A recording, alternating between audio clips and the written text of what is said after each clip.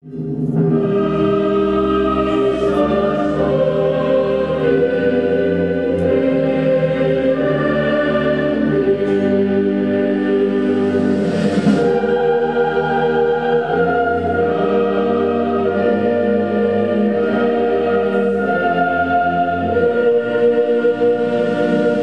mai alkalommal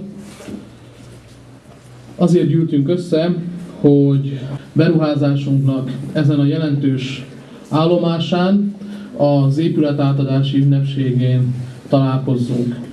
Azok az emberek, akiknek a munkája eredményeként létrejött ez a beruházás, és azok az emberek, akiknek az érdekében ezt a beruházást közösen összefogva sokan megvalósítottuk, találkozhassanak, és együtt tekinthessék meg az épületet.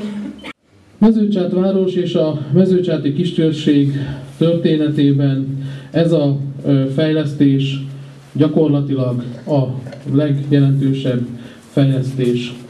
A megvalósításhoz egy nagyon komplex csapat állt össze, és ez tette lehetővé számunkra azt, hogy ez az építési projekt az országban párhuzamosan folyó 24 projekt közül dobogósként, tehát gyakorlatilag az első 3-ban álljon itt előttünk. Az épület tulajdonképpen képes és alkalmas arra, hogy befogadja a még hiányzó bútorzatot és kísértékű orvosi eszközöket, és ezt követően már gyakorlatilag tudja szolgálni a térség gyógyulni vágyó lakosságát.